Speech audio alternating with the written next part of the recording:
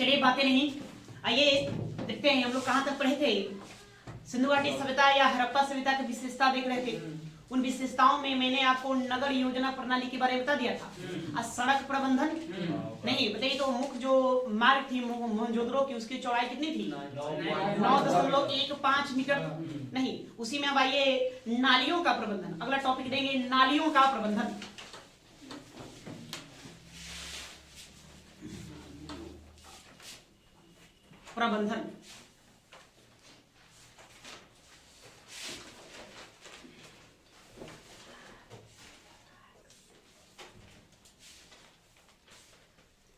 नालियों का प्रबंधन।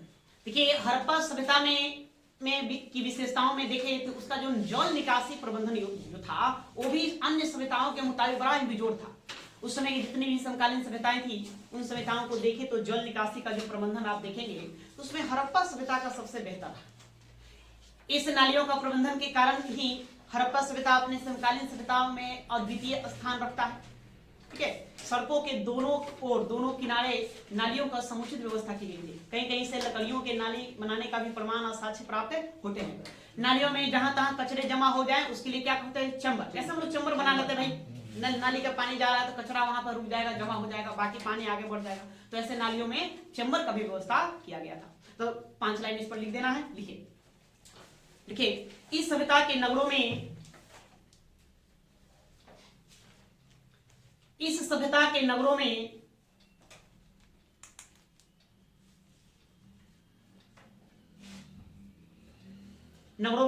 जल निकास योजना, इस सभ्यता के नगरों में जल निकास योजना उच्च कोटि की थी।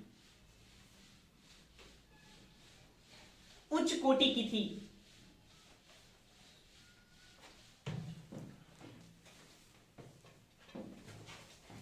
प्रत्येक सड़कों एवं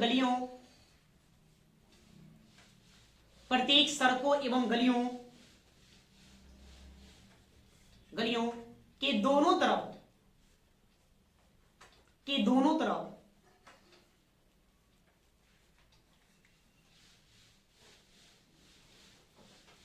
पकी हुई ईंटों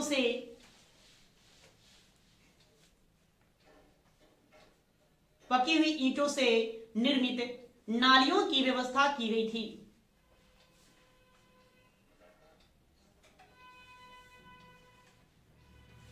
पकी हुई ईंटों से निर्मित नालियों की व्यवस्था की गई थी।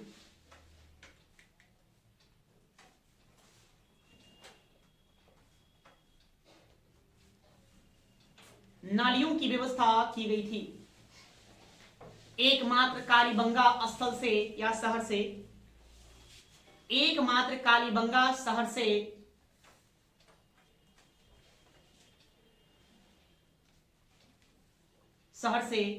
लकड़ी के नालियों का साक्ष्य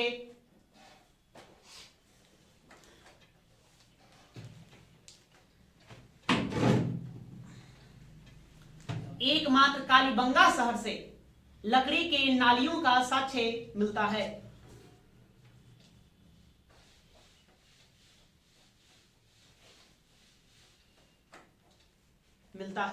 लकड़ी की नालियों को अंडरलाइन कर देंगे, इसको आपको याद रखना है, ध्यान में रखेंगे।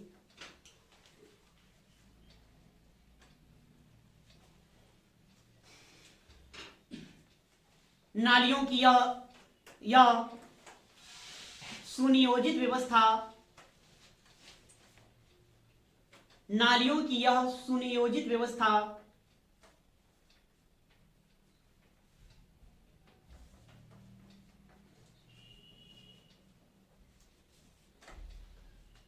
सैंदो सभ्यता की अद्भुत व्यवस्था थी। सैंदो सभ्यता की अद्भुत विशेषता थी।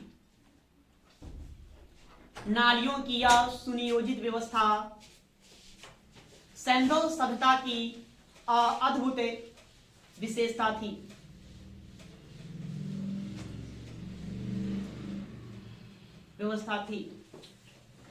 जो किसी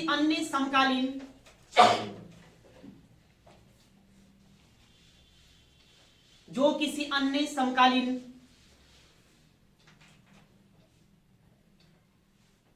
समकालीन सभ्यताओं में कहीं नहीं मिलती, जो किसी अन्य समकालीन सभ्यताओं में कहीं नहीं मिलती है।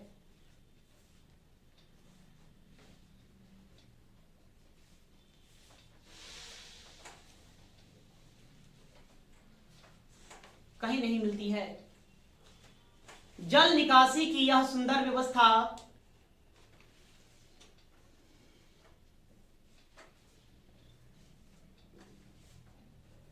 जल निकासी की यह सुंदर व्यवस्था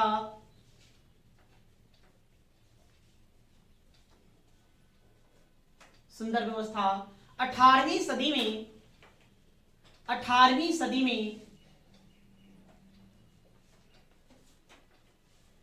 में लंदन और पेरिस जैसे शहरों में भी 18वीं सदी में लंदन और पेरिस जैसे शहरों में भी विद्यमान नहीं थी।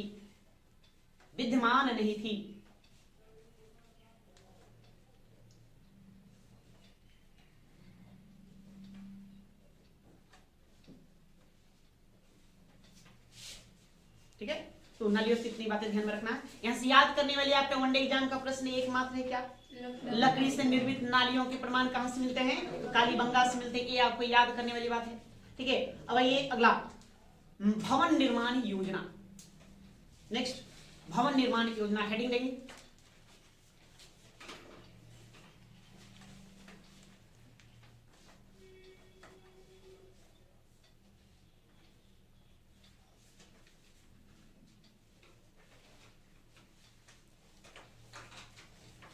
ठीक है, भवन निर्माण योजना करने मतलब कि हड़प्पा सभ्यता के जो भी मकान बने थे वो एक योजनाबद्ध तरीके से बने थे, माने बेढंगा स्वरूप में नहीं था, मतलब जैसे तैसे नहीं बना हुआ था, एक योजनाबद्ध तरीके से बने थे। हमें नगर योजना प्रणाली में बताया कि हड़प्पा सभ्यता के जो नगर थी वह कौन सी पद्धति में? ग्रिड पद्धति में बनी थी, या चेस बोर्ड पद्धति उसको कहते हैं। नहीं, वहां सड़कें देखे एक दूसरे के समकोण पर काटती थी, 90 डिग्री के एंगल पर काटती थी। नहीं, एक सीध में मकान बने हुए थे। यहाँ भी हम देखेंगे कि हड़प्पा सभ्यता के जो मकान थे वो कैसे, तो एक सीध में बने हुए थे, योजनाबद्ध तरीके से बने हुए थे। मकान जो होता था कई कमरों वाला मकान होता था, जिसमें रसोई घर, स्नानागृह है ना, रहने का कमरा जो है, शयन कक्ष, ये सब होता था। बीच में एक आंगन होता था, और आंगन में सामान्यतः कुएं खुदे हुए होते थे। ज्यादातर शहरों के आंगन में क्या मिले हैं? कुएं के साक्ष्य मिले हैं, कुएं खुदे हुए थे। नहीं, या ऐसी व्यवस्था थी। तो मकान कैसे? 1 मंजिला, 2 मंजिला, 3 मंजिला कैसा होते थे? तो मकान बहुमंजिले होते थे। वो कैसे पता करेंगे मकान बहुमंजिले होते थे? ना कुछ हो तो 2 मंजिले का मकान पक्का हो। क्यों? क्योंकि सीढ़ियों का साक्ष्य मिले, उत्खनन से सीढ़ियों के साक्ष्य प्राप्त होते हैं जो छत पर जाने के लिए बनाए गए थे। छत जो था वो लकड़ियों के पटा हुआ था, लकड़ियों से निर्मित था, और सीढ़ियां ईंटों से निर्मित था। इसके अलावा और हम बेहतरीन संरचनाओं को देखें, एक विशाल स्नानागार मिला, नहीं विशाल स्नानागार, एक विशाल अन्नागार मिला। हमने देखा कि मोहनजोदड़ो में क्या मिला है? विशाल स्नानागार मिला है। उस विशाल स्नानागार को जॉन मार्शल ने है ना एक आश्चर्यजनक संरचना बताया है कि उस समय मतलब कि बहुत ही बेजोड़ संरचना थी। वहीं पर अन्नागार जो प्राप्त हुए हैं, उन अन्नागार को इस सभ्यता का सबसे बड़ा भवन घोषित किया गया है। सबसे बड़ा भवन कौन? प्रश्न आपसे पूछा जाएगा कि इस सभ्यता का सबसे बड़ा भवन, तो अन्नागार कहेंगे। लेकिन बेजोड़, आश्चर्यजनक, अद्वितीय वो कौन था? महत्वपूर्ण, वो आपको स्नानागार बताना है। तो हाँ, तो इन सब को हम देखेंगे, तो लिखने काम करेंगे। हड़प्पा सभ्यता के नगरों में मकान, तो सब लोग पेन चलाएंगे, स्पीड 10-15 लाइन इसमें लिखेंगे। हड़प्पा सभ्यता के नगरों में मकान योजनाबद्ध तरीके से निर्मित थे।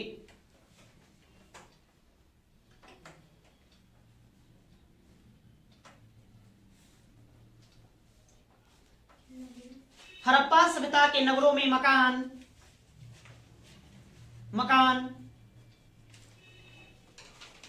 योजनाबद्ध तरीके से निर्मित थे।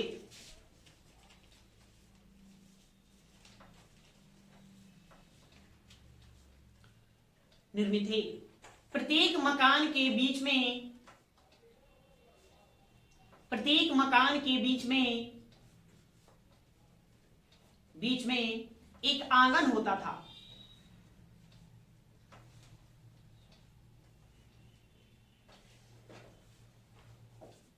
प्रत्येक मकान के बीच में एक आंगन होता था, आंगन, जिसके चारों तरफ कमरे बने होते थे, जिसके चारों तरफ कमरे बने होते थे।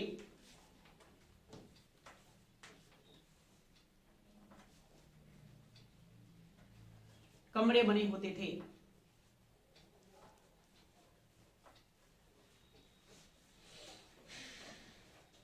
प्रत्येक मकान में स्नानागार,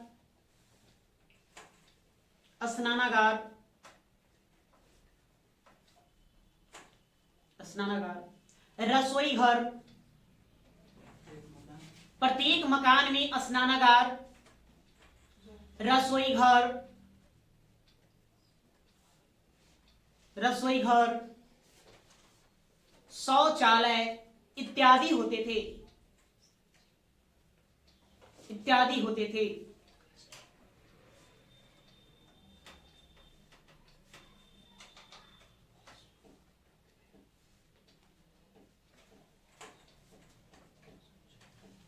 मकानों के अवशेष में पाए गए सीढ़ियों, मकानों के अवशेषों में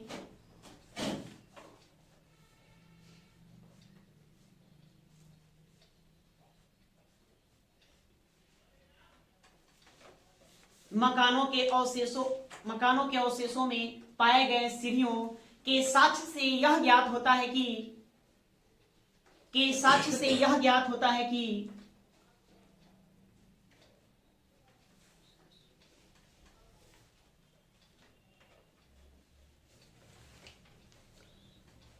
मकानों के अवशेषों से पाए गए सीढ़ियों के साक्ष्य से यह ज्ञात होता है कि मकान बहुमंजिले होते थे।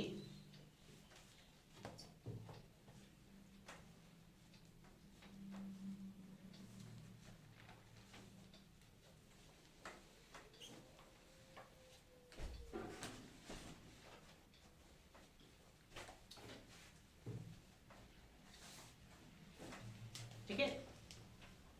ईंट, जो ईंट का प्रयोग हम करते थे मकानों में, जो ईंट पाए हैं, ईंट का आकार आपसे शायद पूछ सके, हालांकि इस तरह के प्रश्न बनते हैं नहीं। तो ईंट कैसा होता है जी? चतुर्भुजाकार। आपका इसका माप ध्यान में रखना है, 4:2:1 सेंटीमीटर, यह इसका माप है। मतलब उसकी लंबाई ईंट की कितना, 4 सेंटीमीटर, चौड़ाई 2 सेंटीमीटर, उसकी मोटाई 1 सेंटीमीटर था। इस माप के ईंटों का वो समानता प्रयोग किया है। समानता जनरली जो भी ईंट मिले हैं इसी माप के मिले हैं। लिखिए, हाँ, छोटे छोटे ईंटें चतुर्भुजाकार होती है। लिखिए, ईंटें चतुर्भुजाकार होती थी। चतुर्भुजाकार होती थी।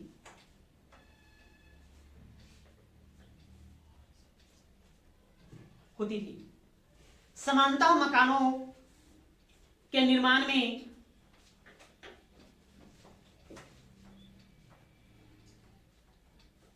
समानता मकानों के निर्माण में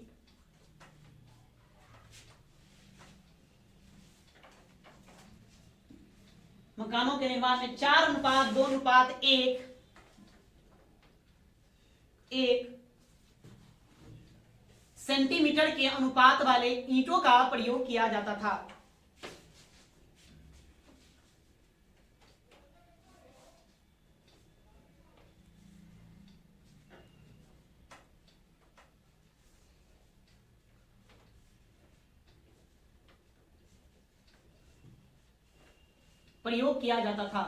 इस सभ्यता में ईंटों की चिनाई मतलब जुड़ाई, कहते हैं जुड़ैया हो रहा है। इस सभ्यता में ईंटों की चिनाई या जोड़ाई, आप लोग लिखिए, चिनाई, इंग्लिश बॉन्ड पद्धति से होता था।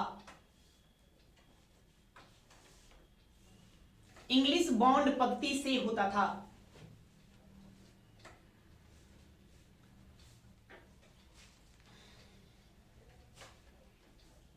ठीक है, इंग्लिश बॉन्ड पद्धति ईंटों की चिनाई करने का एक तरीका है, पद्धति है नहीं, उसको आप अंडरलाइन करेंगे, इंग्लिश बॉन्ड पद्धति को अंडरलाइन करेंगे। ईंटों की जुड़ाई करने का एक तरीका है।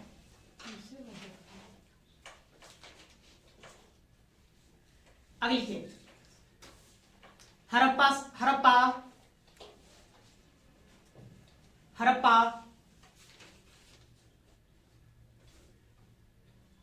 मोहनजोदड़ो मोहनजोदड़ो हड़प्पा मोहनजोदड़ो लोथल और कालीबंगा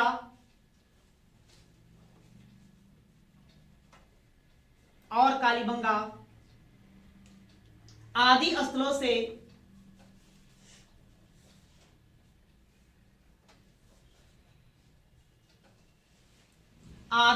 से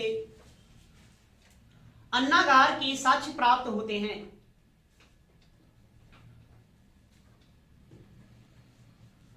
अन्नागार के साक्ष्य प्राप्त होते हैं।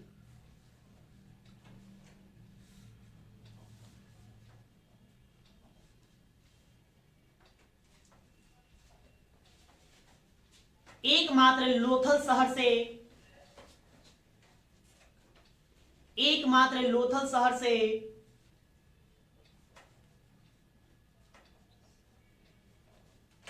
लकड़ी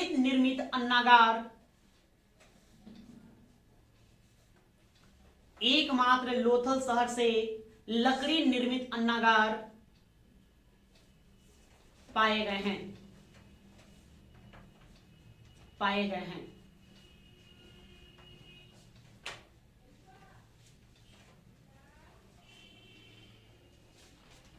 लकड़ी निर्मित अन्नागार को अंडरलाइन करिए, उसको अंडरलाइन करिए।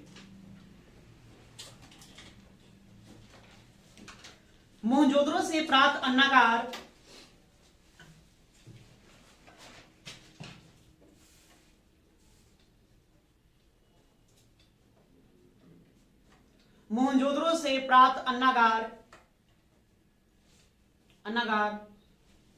इस सभ्यता की सबसे बड़ी इमारत मानी जाती है।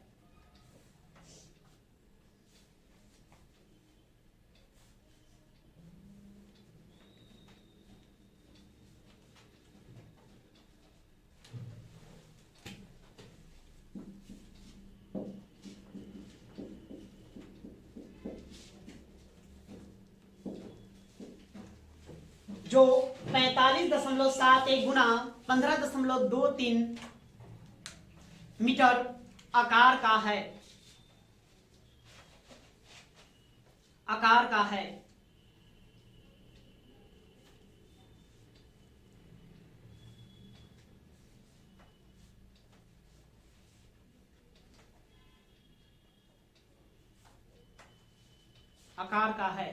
मतलब उसकी लंबाई कितनी है?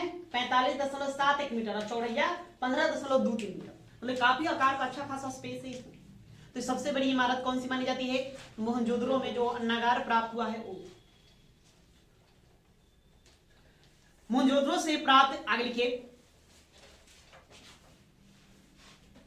मोहनजोदड़ो से प्राप्त बृहद स्नानागार, मोहनजोदड़ो से प्राप्त बृहद स्नानागार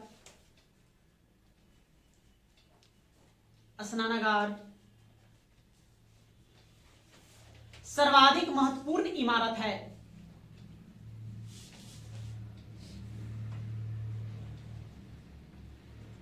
सर्वाधिक महत्वपूर्ण इमारत है।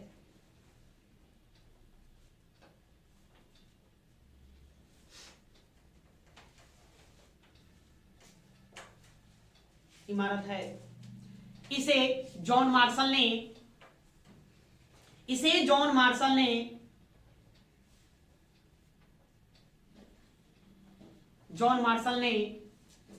तत्कालीन विश्व का आश्चर्यजनक तत्कालीन विश्व का आश्चर्यजनक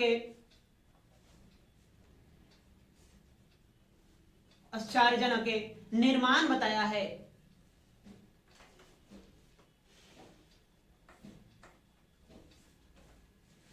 निर्माण बताया है।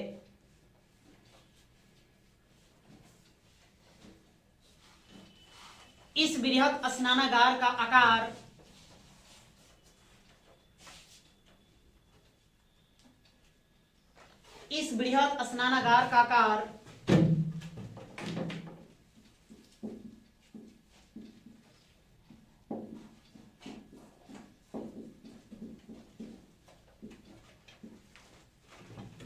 स्नानागार का आकार 11.89 गुना 7.01 गुना 2.44 मीटर है।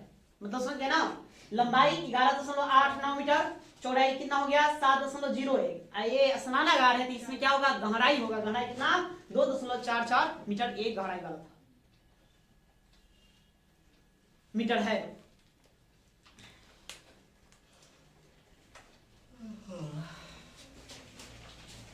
आप अंडरलाइन करेंगे सबसे बड़ी इमारत दिखे कहीं, अन्नागार।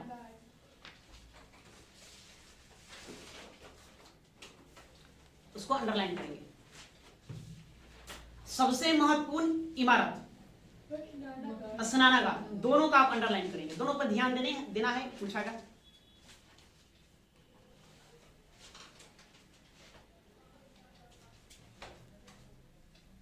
हो गया। तो ये रही हड़प्पा सभ्यता की विशेषता।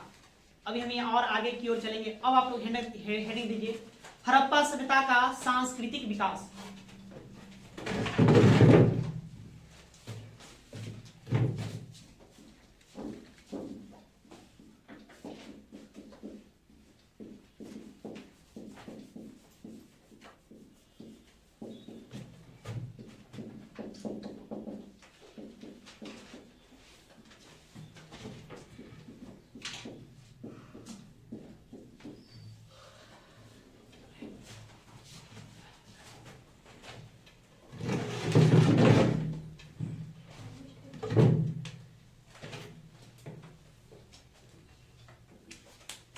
जीवन का अध्ययन करेंगे तो उनका समाज कैसा रहा होगा, सामाजिक जीवन कैसा रहा होगा। फिर उसके बाद उनके हम आर्थिक जीवन पर प्रकाश डालेंगे, आर्थिक पहलुओं को देखेंगे। वो अपने इकोनॉमी को चलाने के लिए क्या करते थे, उद्योग धंधा पर आश्रित थे, व्यापार पर आश्रित थे, नहीं पशुपालन करते थे, कृषि करते थे, उन पर ध्यान देंगे। उनके धार्मिक जीवन पर प्रकाश डालेंगे, उनके धार्मिक जीवन कैसा रहा। फिर राजनीतिक व्यवस्था को देखेंगे। इन्हीं सभी पहलुओं को हमें देखना है। उसके बाद फिर हम हड़प्पा सभ्यता के कलाओं को देखेंगे, उसमें लिपि, मुद्रा, भाषा वगैरह इन सब का अध्ययन करेंगे। तो इसमें सबसे पहले आप लोग हेडिंग दीजिए सामाजिक जीवन। पहले हम समाज को देख लेते हैं। सामाजिक जीवन,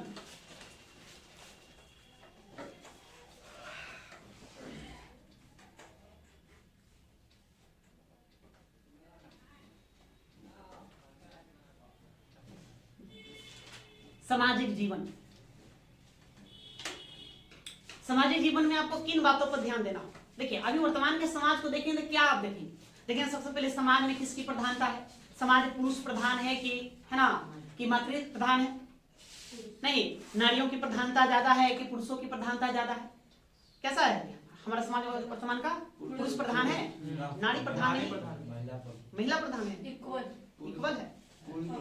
बाहर की यदि हम बात करें, बाहर में देखें, बाहर कार्यों के लिए देखें तो पुरुष प्रधान है, लेकिन आंतरिक कार्यों के लिए वो महिला प्रधान नहीं। घर की मालकिन तो स्त्रियां हैं, महिलाएं हैं, उनके आदेश के बिना मतलब एक पत्ता का तो नहीं खटता। सुने तो वैवाहिक जीवन में जाने के बाद पता चलेगा, नहीं जी अभी ना पता चलेगा। लेकिन बाहरी जो कार्य होगा वो पुरुषों के ऊपर आश्रित है, पुरुष प्रधान है। अभी वर्तमान का समाज है तो उसका भी समाज में देखना है कि हड़प्पा कालीन समाज कैसा था। तो हड़प्पा काल में बहुत सारे नारियों की प्रतिमाएं प्राप्त, स्त्री की मूर्तियां मिले हैं, उन मूर्तियों को पूजा अर्चना करने की भी बातें कही गई है। उसको देखकर ऐसा लगता है कि वह समाज मातृ प्रधान रही है। समाज में स्त्रियों की अच्छी स्थिति रही है। स्त्रियों की स्थिति कैसी अच्छी रही होगी, सुदृढ़ रही होगी, ठीक है। या हम खान पान पर ध्यान देंगे, वो लोग क्या खाते पीते हैं तो उसका तो कोई प्रमाण तो मिला नहीं, लेकिन इतना कहा जाता है वो लोग शाकाहारी या मांसाहारी दोनों रहा हो, दोनों मैंने दोनों तरह के भोजनों का प्रयोग करते थे, शाकाहारी भी और मांसाहारी। क्योंकि मछली मारने वाला बंसी प्राप्त हुआ, नहीं, कुछ ऐसे उपकरण मिले हैं जिससे मतलब कि जानवरों का शिकार किया गया, मछलियों का शिकार किया गया।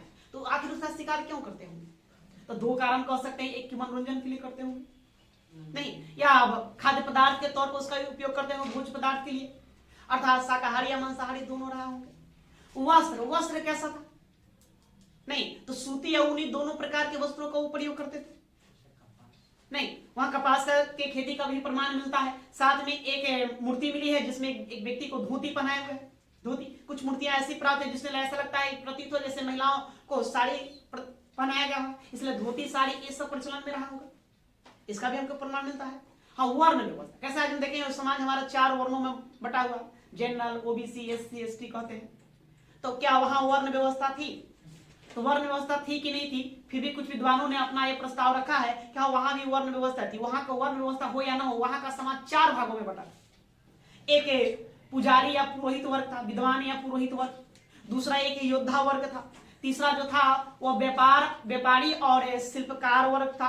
और चौथा श्रमिक वर्ग था। बिना श्रमिक का तो कोई कार्य हो नहीं सकता है, इसलिए श्रमिक वर्ग ही रहा हो। और यह सभ्यता एक आधुनिक सभ्यता ज्ञात होती है। ज्यादातर लोग यहाँ व्यापार की ओर अग्रसर थे, इसलिए व्यापारी वर्ग भी था। जब व्यापारी वर्ग था तो शिल्पकार भी होंगे जो तरह तरह के वस्तुओं का निर्माण करवाएंगे।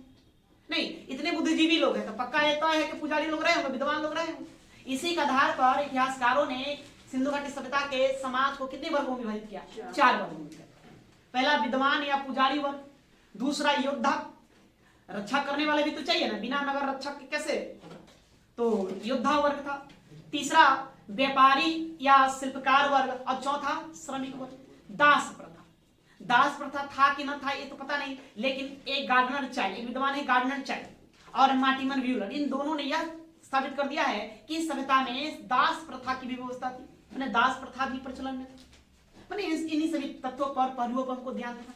ये लोग आमोद प्रमोद मतलब मनोरंजन का साधन। आज हमारा मनोरंजन का साधन क्या है? सबसे बढ़िया तो मोबाइल है जी, नहीं कहीं भी अपना है ना, कुपचा में बैठ के मोबाइल चला रहे, कोई टेंशन नहीं। आज आदमी बोर नहीं होता सुने ना, बस पास में मोबाइल होना चाहिए, कहना नहीं, कहीं भी अपना सर्वाइव कर ले। तो उस समय टेक्नोलॉजी तो थी नहीं, तो लोगों का मनोरंजन का साधन क्या रहा? तो मनोरंजन का सबसे महत्वपूर्ण साधन पासा बताया जाता है कि पासों का खेल उन लोगों का मनोरंजन का महत्वपूर्ण साधन है। इसके अलावा वो लोग क्या पशुओं का शिकार करते थे, जंगलों में जाते थे, पशुओं का शिकार कर लिया करते थे, मछली पकड़ना, नहीं घुड़दौड़, कुक्कुटों की लड़ाई, माने ये सब उनका मनोरंजन का साधन था। समय समय पर सामूहिक समारोह का भी आयोजन होता था। जैसे कि हमें उतना बड़ा स्नानागार मिला, स्नानागार क्यों मिला? वो देखने से ज्ञात होता है कुछ सामूहिक स्नानागार था। उतना बड़ा स्नानागार कोई एक व्यक्ति पर्सनल अपना नहाने के लिए तो बनाएगा नहीं, कि उसमें भी स्विमिंग पूल की व्यवस्था था, तो बंगले में स्विमिंग पूल बना देते हैं, ऐसा हो सकता है। तो और भी तो मिलना चाहिए। क्या एक ही अमीर और सेठ व्यक्ति था जो एक ही बहुत उतना बृहद स्नानागार मिला?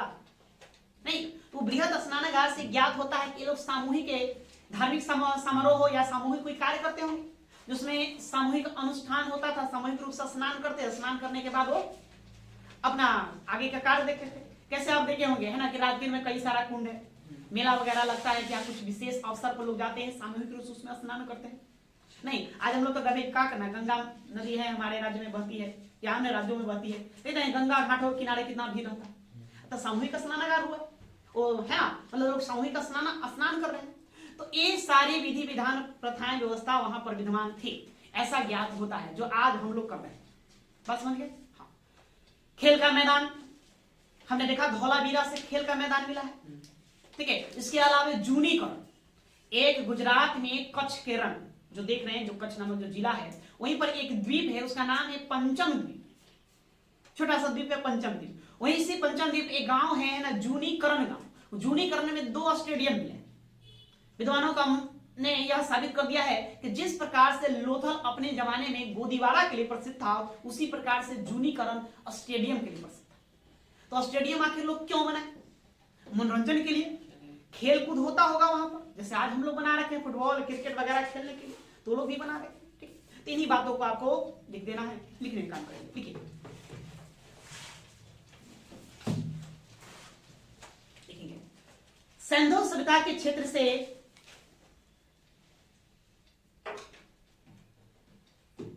सिंधु सभ्यता के क्षेत्र से प्राप्त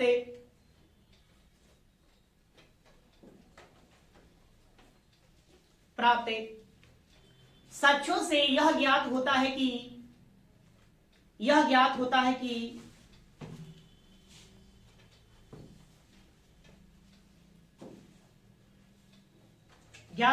कि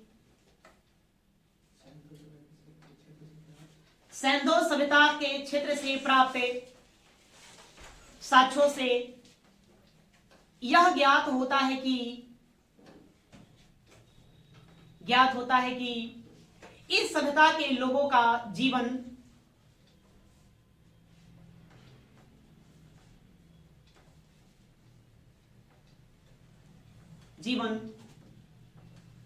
सुखी और सुविधापूर्ण था।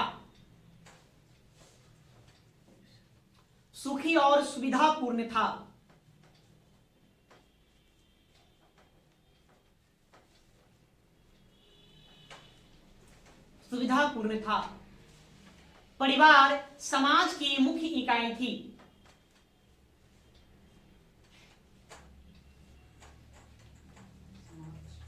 परिवार की मुख्य क्या लिखे, फिर से बोलिए तो। परिवार समाज की मुख्य इकाई थी। आज इस समाज का मुख्य इकाई क्या है? परिवार। देखिए, लोग अपने अपने परिवार के लिए जीते मरते हैं। जननी साधारणतः दूसरों के लिए काम, लेकिन अपने परिवार को ज्यादा देखभाल करना मूलतः यही है ना। तो समाज की मुख्य इकाई क्या है? वर्तमान में परिवार है। तो उस समय के भी साक्ष्यों से ही ज्ञात होता है। अगर लिखिए, खुदाई में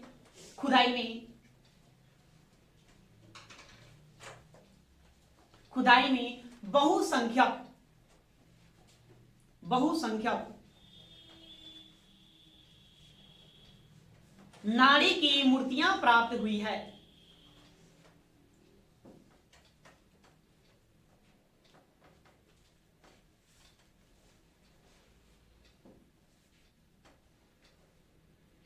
बहुसंख्यक नारी की मूर्तियां प्राप्त हुई है।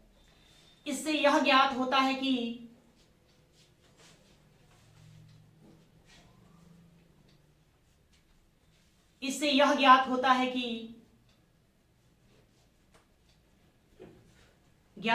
कि हड़प्पा समाज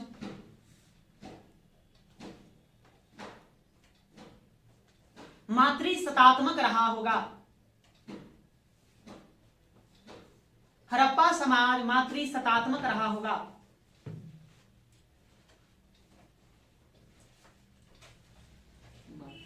सत्तात्मक, नारी प्रधान, समाज में स्त्रियों की स्थिति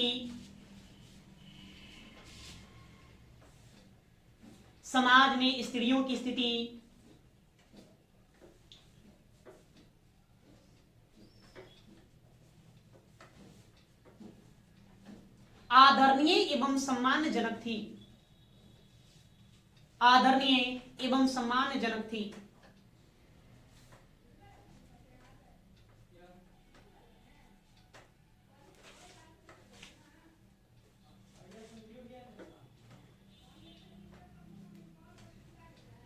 हड़प्पाई समाज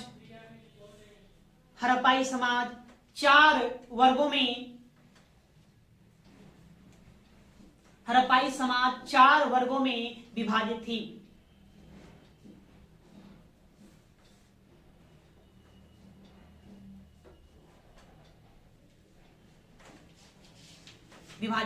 डैश देंगे।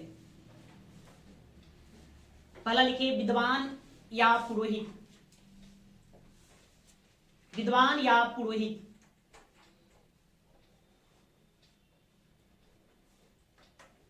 दूसरा योद्धा।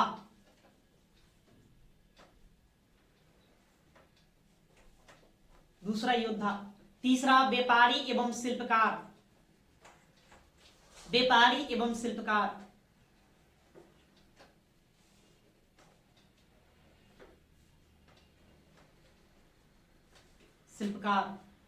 और चौथा श्रमिक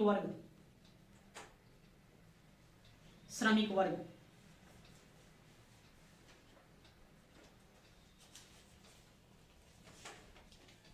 ठीक है। गार्डन चाइल्ड और मार्टिमन व्हीलर ने, इनका नाम हम पहले ले चुके हैं, विदेशी मत देने वाले लोग हैं। हड़प्पा सभ्यता के उद्भव में विदेशी मत को इन्होंने प्रस्तुत किया था। गार्डन चाइल्ड और मार्टिमन व्हीलर ने यह सिद्ध किया है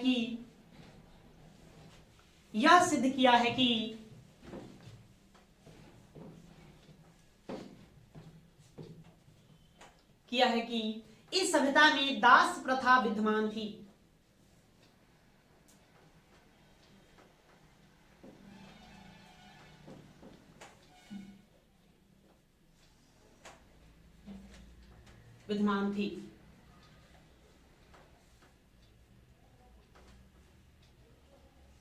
ठीक है, पैराग्राफ छोड़कर लिखिए। इस सभ्यता के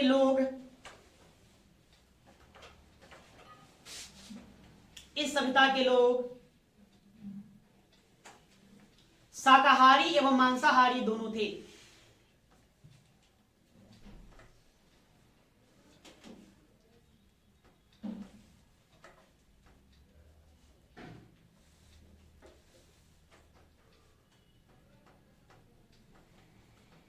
इस सभ्यता के लोग शाकाहारी एवं मांसाहारी दोनों थे। वे लोग सूती एवं ऊनी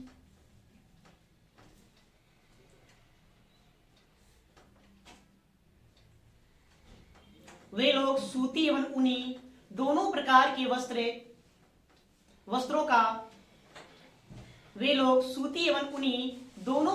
वस्त्रों का प्रयोग करते थे।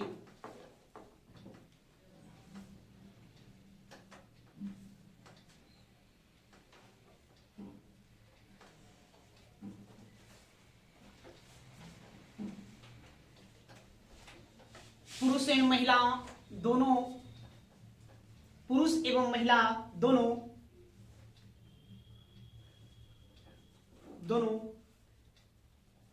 आभूषणों का प्रयोग करते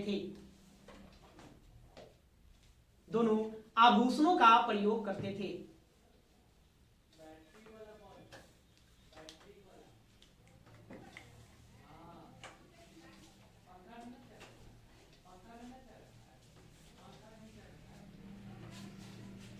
और देखिए, इस सभ्यता से प्राप्त हड्डी की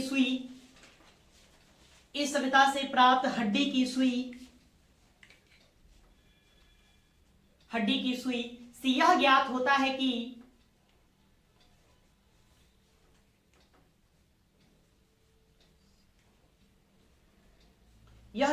है कि वे लोग सिलाई कढ़ाई से भी परिचित थे।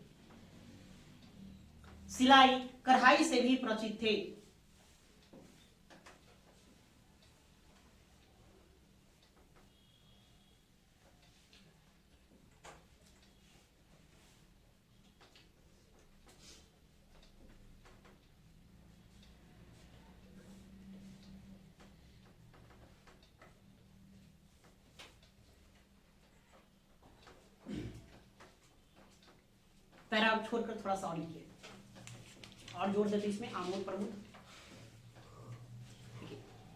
सैंधोवासी आमोद प्रमोद मतलब क्या?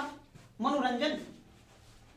सैंधोवासी आमोद प्रमोद के भी प्रेमी थे।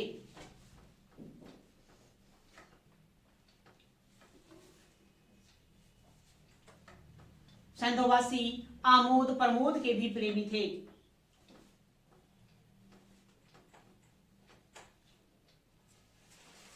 पासा इस काल का प्रमुख खेल था।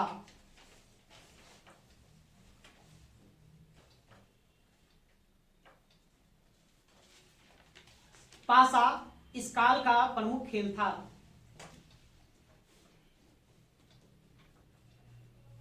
पासा को अंडरलाइन करिए।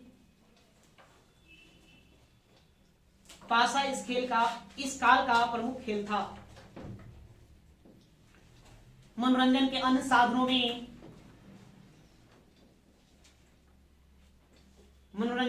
साधनों में जानवरों का शिकार,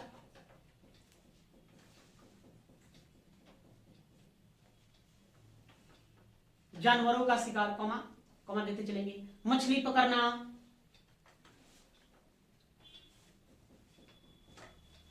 पशुओं की लड़ाई,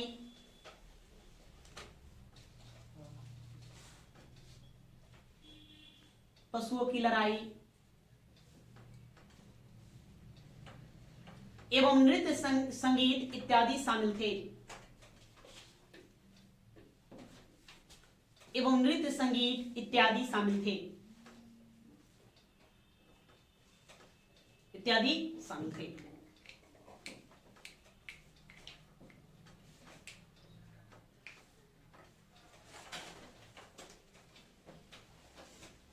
हमें धौलावीरा से इत्यादि शामिल, आगे उसमें जोड़िए, हमें धौलावीरा से, धौलावीरा से स्टेडियम का साक्ष्य मिलता है या खेल के मैदान का साक्ष्य मिलता है,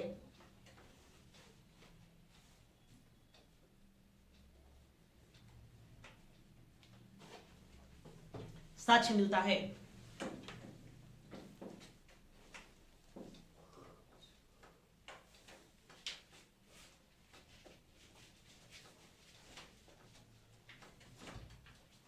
इसके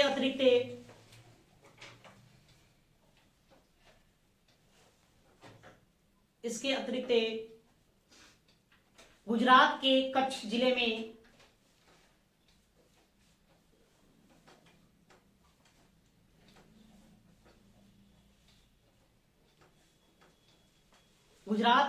जिले में स्थित पंचम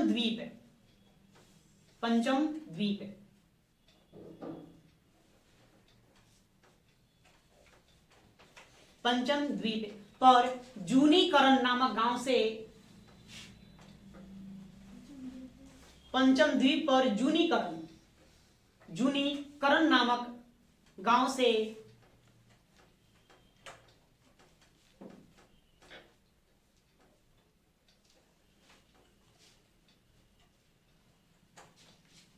नामक गांव से दो स्टेडियम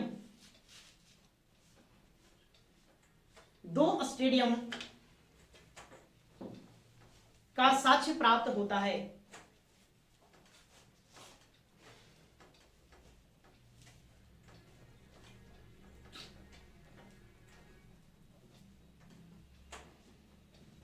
सैंधव काल में जूनीकरण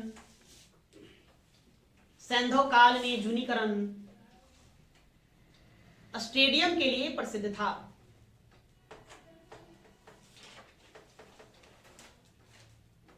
स्टेडियम के लिए प्रसिद्ध था।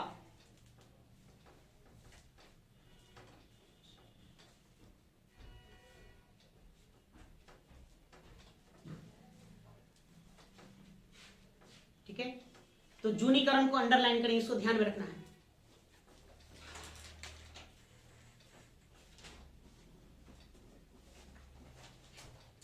एक खेल का मैदान कहां से प्राप्त हो, धौलावीरा पहले पढ़ चुके थे। इसके अतिरिक्त हमें और कहां से मिलता है, जूनीकरण से मिलता है। इसको ध्यान में रखना है। जूनीकरण है कहां, गुजरात में, गुजरात के कच्छ जिले में। ठीक है, चलिए सामाजिक जीवन रहने देंगे अब ये राजनीतिक जीवन या राजनीतिक व्यवस्था। अगला तुम खाता होता है। चलिए अब आगे क्या लिखना है, राजनीतिक जीवन। देखिए राजनीतिक जीवन के बारे में कोई विशेष तौर पे साक्ष्य प्राप्त होता नहीं है इस सभ्यता में।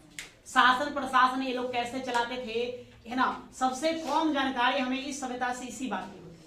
कहीं कोई लिखित प्रमाण तो है नहीं जिसके आधार पर पढ़कर हम बता दें कि भाई शासन प्रशासन कैसे चलता था, राष्ट्रपति महोदय होते थे कि प्रधानमंत्री होते थे, गवर्नर हुआ करता था, नहीं। हाँ, लेकिन इसकी हम देखें ये सभ्यता बहुत विस्तृत है। इतनी बड़ी सभ्यता है तो जरूर कोई ना कोई केंद्रीय प्रशासन रहा होगा, जहां से मतलब कि पूरे सभ्यता का शासन प्रशासन को, है ना, नेतृत्व किया जाता रहा होगा। ठीक है, अब किसके हाथों में सत्ता थी ये ज्ञात नहीं है, लेकिन ये इस सभ्यता में मूल रूप से लोग व्यापारी वर्ग के लोग, व्यापार वाणिज्य इसकी प्रधानता थी। इसी के आधार पर विद्वानों का मत है कि हो न हो यहाँ की शासन प्रशासन या राजनीतिक व्यवस्था वणिक वर्गों के हाथों में रहा होगा, वही शासन व्यवस्था को कंट्रोल करता होगा। वही चलाता होगा। अब इतनी बड़ी सभ्यता है, अगर शासन प्रशासन, केंद्रीय शासन प्रशासन के लिए हम बात कर रहे हैं तो राजधानी भी होना चाहिए। तो हम राजधानी किसको बताएं? तो राजधानी को लेकर के मतभेद है। बहुत सारे इतिहासकार कहते हैं कि नहीं, मोहनजोदड़ो इस सभ्यता की राजधानी रही होगी। कोई कहते हैं कि नहीं, हड़प्पा इस सभ्यता की राजधानी रही होगी। ये दोनों जो तो क्या है ना, विकसित था, एक विकसित शहर के रूप में देखा गया है, पाया गया है, इसलिए इन्हीं दोनों को राजधानी बताया जाता है। उसी में एक पिग्गट महोदय है, वो विद्वान इतिहासकार पिग्गट, उन्होंने मोहनजोदड़ो हड़प्पा दोनों को संयुक्त रूप से इस सभ्यता का राजधानी घोषित कर दिया। यही प्रश्न आपसे पूछा जाएगा कि किसने मोहनजोदड़ो और हड़प्पा को सिंधु घाटी सभ्यता का संयुक्त राजधानी बताया है? किसने बताया? पिग्गट नामक व्यक्ति। ठीक है, इतनी बातें हमको यहां से जानना है, ज्यादा विशेष नहीं। इसको लिखेंगे। हड़प्पा सभ्यता की व्यापकता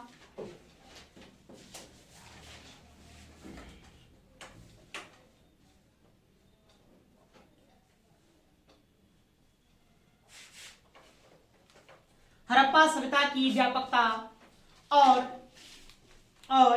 विकास को देखते हुए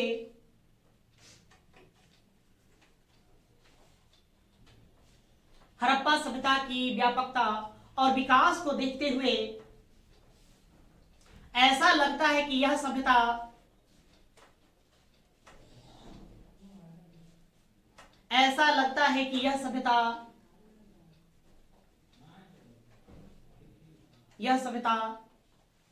किसी केंद्रीय शक्ति से संचालित होती होगी।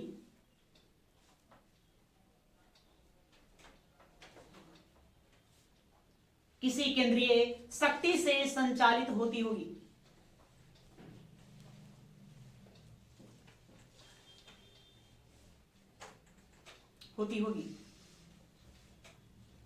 इस सभ्यता के राजनीतिक व्यवस्था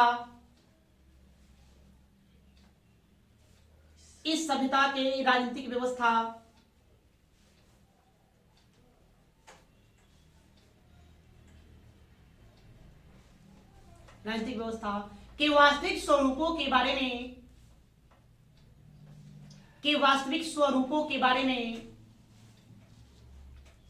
में कोई विस्तृत जानकारी ज्ञात नहीं है।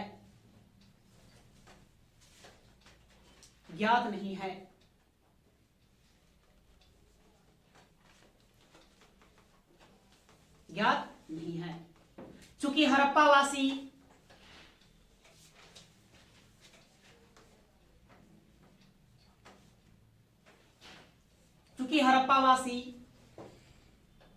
वाणिज्य के प्रति अधिक आकर्षित थे। वाणिज्य मतलब व्यापार, धोख। चूंकि हड़प्पावासी वाणिज्य के प्रति अधिक आकर्षित थे,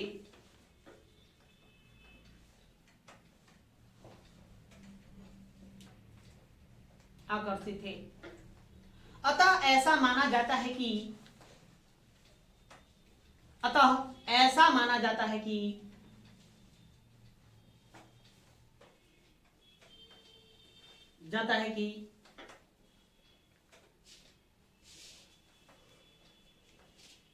हड़प्पा सभ्यता का शासन वणिक वर्गों के हाथों में रहा होगा।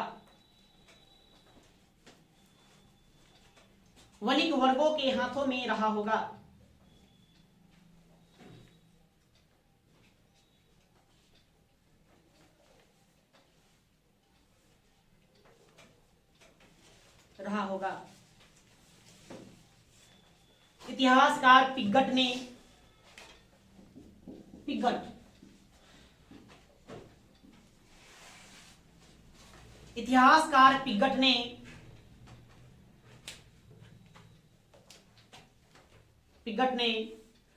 मोहनजोदड़ो और हड़प्पा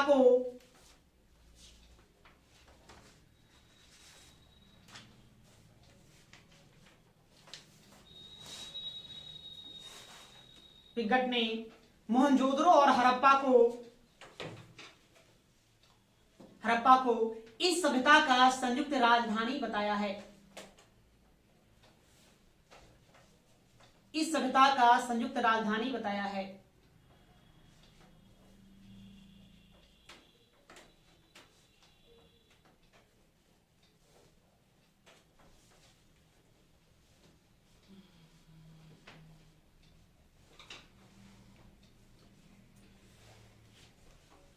इस पूरे लाइन को, पंक्ति को अंडरलाइन कर दीजिए। वणिक वर्ग मतलब व्यापार करने वाला जो वर्ग होता है उसको वणिक वर्ग, व्यापारी, बनिया कहिए। हो गया। अब आइए धार्मिक जीवन पहले, उसके बाद फिर हम देखेंगे आप। नेक्स्ट, धार्मिक जीवन।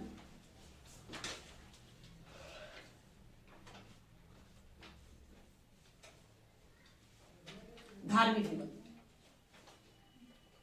ये लोग धर्म वगैरह में विश्वास रखते थे। देखिए, इस सभ्यता में हमें मंदिरों का साक्ष्य नहीं मिलता है, कहीं भी मंदिर बनाए जाने का कोई प्रमाण नहीं मिला है, लेकिन ऐसे ऐसे वस्तुएं या मूर्तियां प्राप्त हुई है, चाहे ऐसे अंकित चित्र हमें मिले हैं जिससे यह ज्ञात होता है कि इस सभ्यता के लोग धार्मिक रहे हैं। जैसे हमें पहली बार स्वास्तिक का चिन्ह का साक्ष्य भी यहीं से मिलता है, शिवलिंग की पूजा का साक्ष्य यहीं से मिलता है, पशुपति है ना, या आदि शिव जो हैं उनके भी प्रमाण प्रतिमाएं यहीं से प्राप्त हो जाता है। इस सभ्यता में देखा ताबीज, तांबे का तारीफ, हड़प्पा से तांबे का ताबीज मिला। तांबे का ताबीज क्यों मिला? लोग भूत प्रेत में विश्वास रखते होंगे। भूत प्रेत में विश्वास तब रखेंगे जब आप धर्म में विश्वास रखते होंगे। अब ईश्वर में आस्था होगी तब तो उसमें। हमने देखा कालीबंगा, लोथल जैसे कई नगरों से हमें कई सारी वेदिकाएं प्राप्त हुआ है, नहीं यज्ञ में है ना, हवन कुंड प्राप्त हुआ है। तो हवन कुंड का प्रयोग लोग क्यों करते हैं? पूजा पाठ जरूर रहा होगा तब करते होंगे। इसी के बारे में हमें कुछ कुछ बातें हैं जो लिख देना है, लिखिए। ठीक है। सैंधवकालीन स्थलों के उत्खनन से, सैंधवकालीन स्थलों के उत्खनन से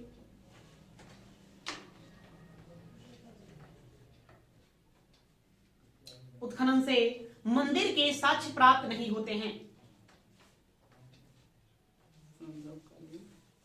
स्थलों के उत्खनन से मंदिर के साक्ष्य प्राप्त नहीं होते हैं।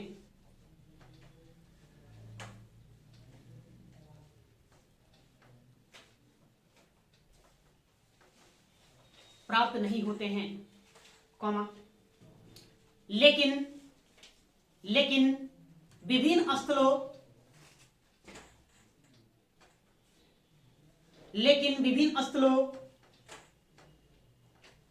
से प्राप्त मिट्टी की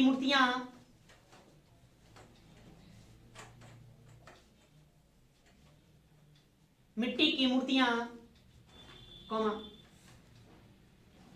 मुहरों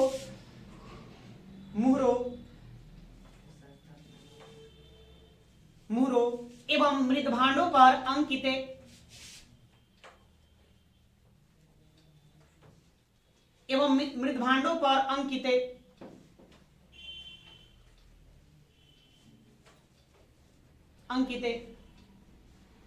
चित्रों के आधार पर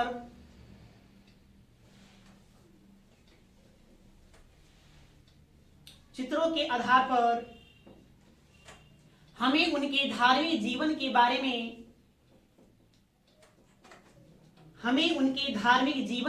में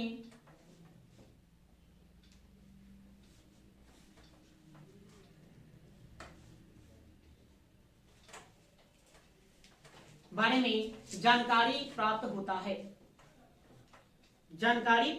है।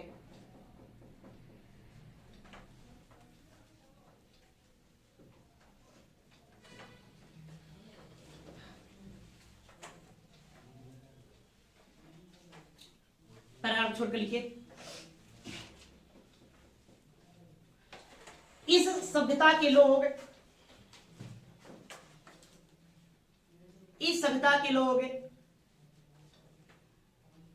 मातृशक्ति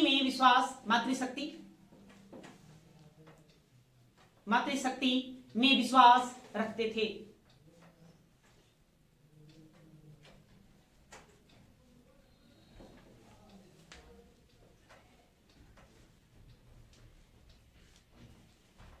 हड़प्पा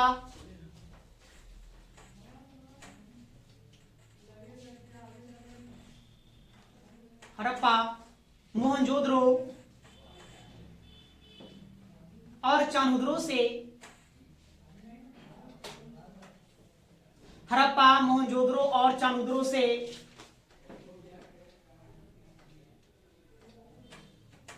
से मिट्टी से निर्मित या मिट्टी से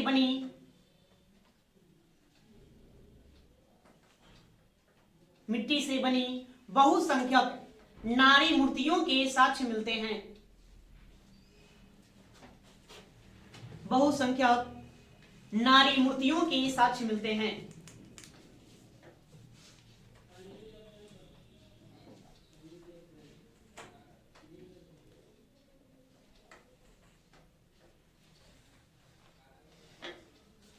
हड़प्पा स्थल से एक ऐसी मुद्रा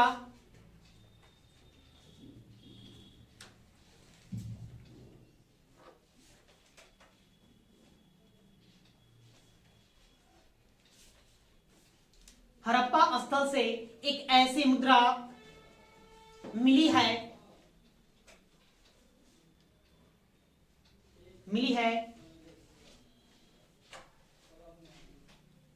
जिसमें सिर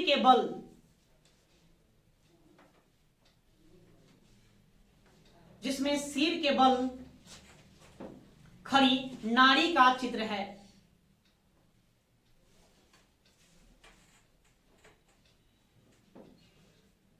नारी का चित्र है।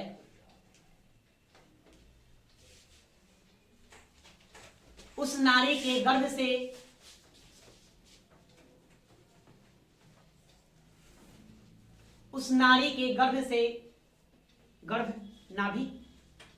गर्भ से एक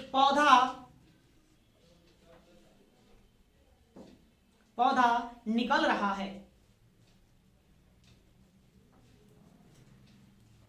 एक पौधा निकल रहा है। संभवतः यह उर्वरता की देवी रही होगी।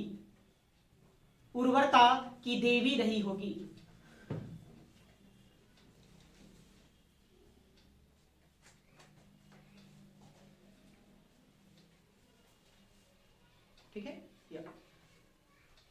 मतलब उस आकृति को देखकर ऐसा ज्ञात होता है, एक उल्टा है, उल्टे पैर है ना, सर नीचे है और पैर ऊपर है, उसके नाभि से क्या निकल रहा है, एक पौधा निकल रहा है। तो पौधे को देखकर विद्वानों का मत है कि उर्वरता की देवी रही होगी। मतलब ये लोग प्राकृतिक प्रेमी थे, प्रकृति का भी पूजा करते थे, उत्पादकता की भी पूजा करते थे, वैसा ज्ञात होता है। इस सभ्यता से हमें नाग पूजा का भी प्रमाण मिलता है, वृक्ष पूजा का भी प्रमाण मिलता है, जल पूजा का भी प्रमाण मिलता है, साथ में हमें शिव की आराधना का प्रमाण मिलता है। ये लोग पूजा करने के लिए है ना अग्नि वेदिकाओं का प्रयोग करते थे, मतलब आहुति के माध्यम से ईश्वर की स्तुति किया करते हो। ये सारा प्रमाण साक्ष्य में यहां से देखने को मिलेगा। लिखिए आगे चलेंगे।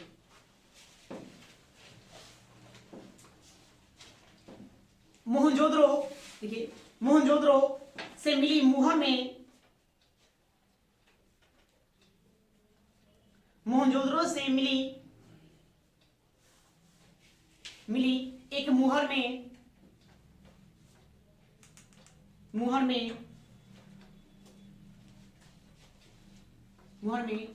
पुरुष देवता, बस खाली नारियों के ही पूजा पर नारी शक्ति का ही प्रमाण नहीं मिलता, इन्हें खाली सिर्फ देवियों की पूजा करते नहीं, देवताओं भी थे। पुरुष देवता चौका पर पदासन मुद्रा में है, मैंने पालथी मारकर बैठे हुए हैं। पुरुष देवता चौका पर पदासन मुद्रा में है।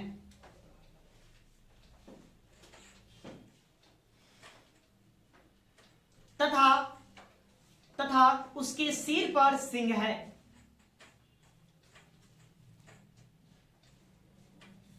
सिर पर सिंह है।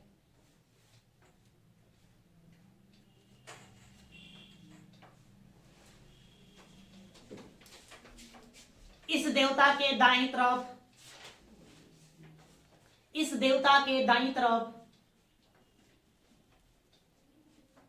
तरफ बाघ एवं हाथी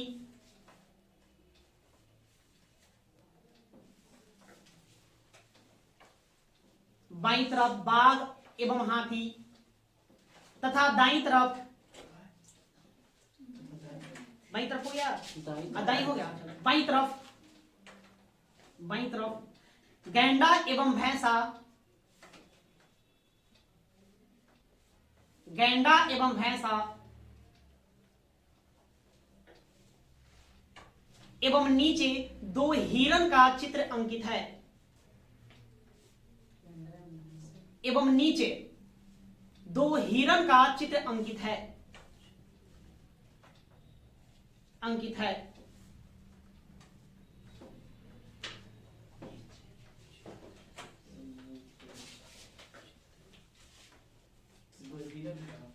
दो हिरण बने हुए हैं, बाईं तरफ हाथी और बाघ है, दाईं तरफ सॉरी हाथी और क्या है, बाघ है, बाईं तरफ गैंडा और भैंसा है, नीचे में क्या है, 2 हिरण है। मतलब ऐसी आकृति मिली है ना। चौका पर बैठकर पदासन अवस्था में या सर पर क्या है, 2 सिंह है।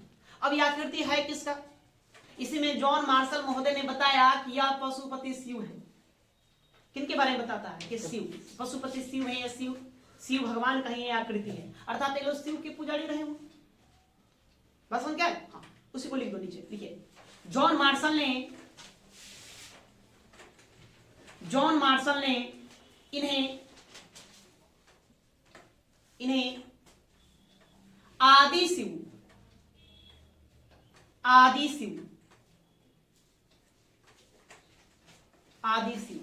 या पशुपति शिव की संज्ञा दी है,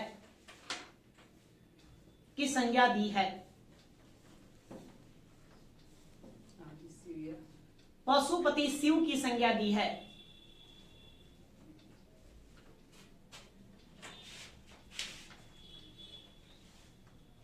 इस सभ्यता से लिंग पूजा के भी साक्ष्य प्राप्त होते हैं, इस सभ्यता से लिंग पूजा के भी साक्ष्य प्राप्त होते हैं।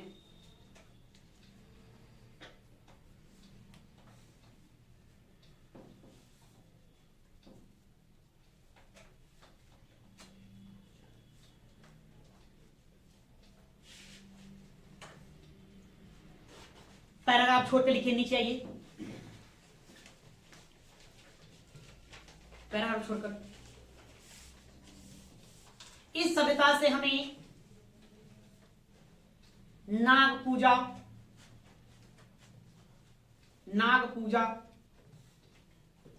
जल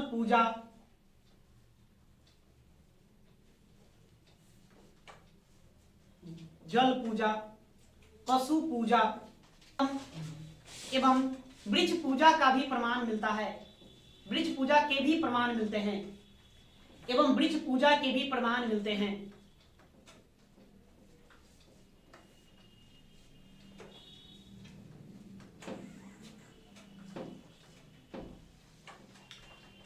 इस सभ्यता में एक श्रृंगी वृषभ या बैल, इस सभ्यता में एक श्रृंगी वृषभ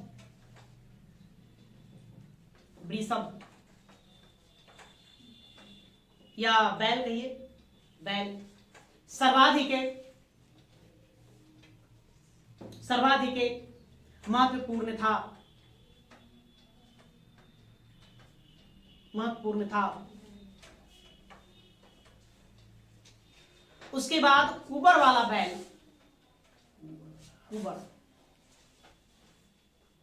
उसके बाद कुबर वाला बैल का महत्व था।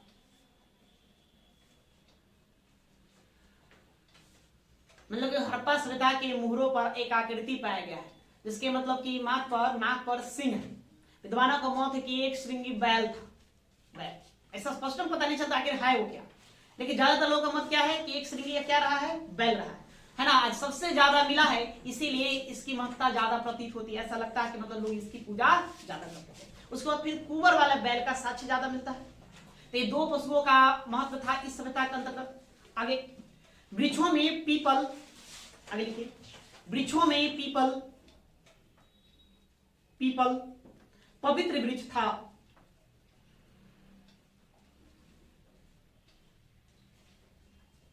वृक्षों में पीपल पवित्र वृक्ष था, इस सभ्यता से प्राप्त मुहरों पर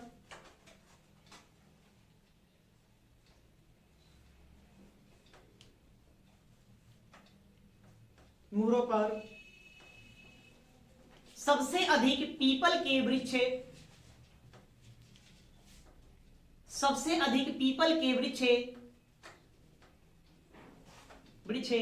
का चित्र मिलता है।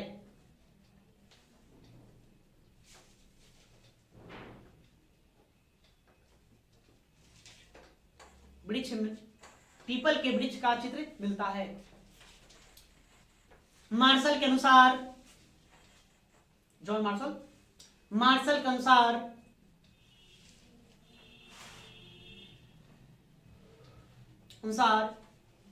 एक श्रृंगी बैल पीपल देवता का वाहन था। पीपल देवता का वाहन था।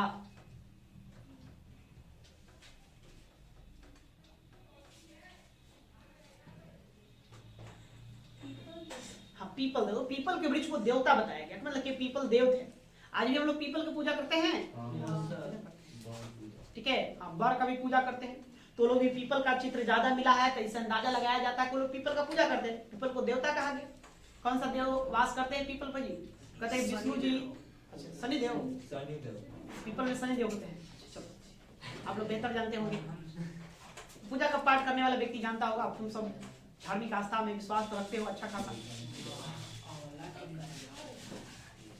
क्या?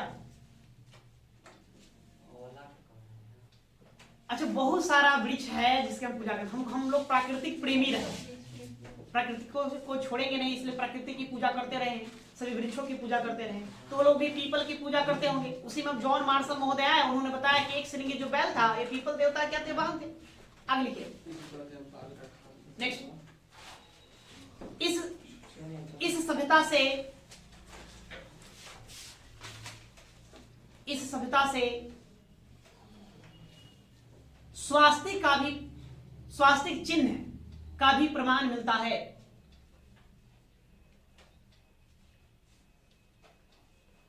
स्वास्तिक चिन्ह का भी प्रमाण मिलता है,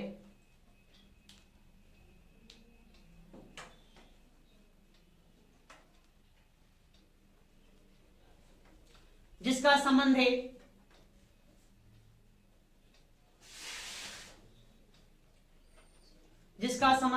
सूर्योपासना से था, मतलब सूर्य भगवान की पूजा, जिसका संबंध सूर्योपासना से था।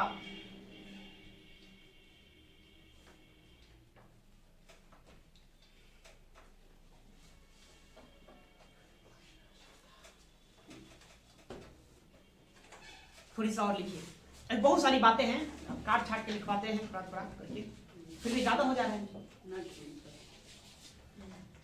अच्छा लिखो, लिखने से है ना लेखन शैली बेहतर होती है। थोड़ा सा दो चार बातें भी कहीं समाज में आप बोल पाएंगे, ठीक है। देखिए, लोथल एवं कालीबंगा से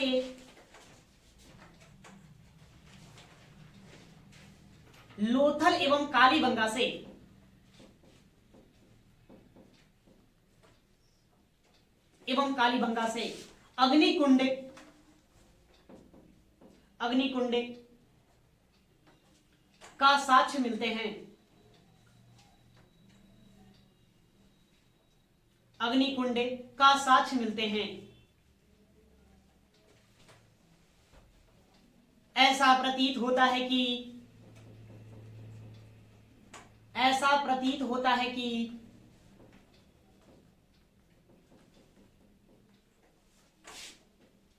इस सभ्यता के लोग यज्ञ के माध्यम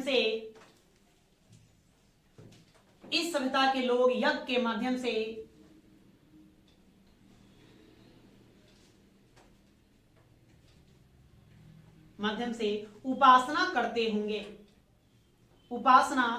होंगे।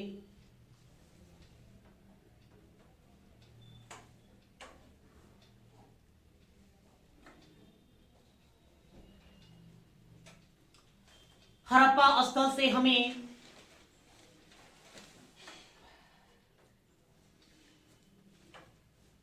हड़प्पा स्थल से हमें तांबे की ताबीज,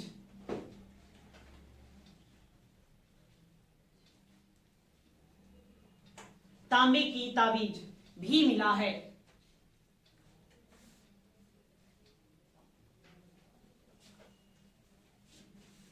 मिला है अर्थात वे लोग भूत प्रेत में भी विश्वास रखते होंगे। वे लोग भूत प्रेत में भी विश्वास रखते होंगे।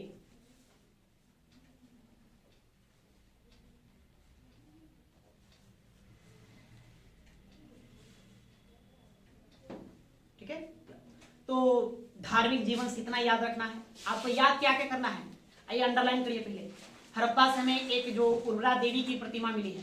प्रश्न आपसे पूछेगा उर्वरता देवी की प्रतिमा कहां से मिली? हड़प्पा से उर्वरता देवी। एक श्रृंगी बैल को फोकस करना है। मुहरों पर सबसे ज्यादा किस पशु का चित्र मिलता है? एक श्रृंगी बैल।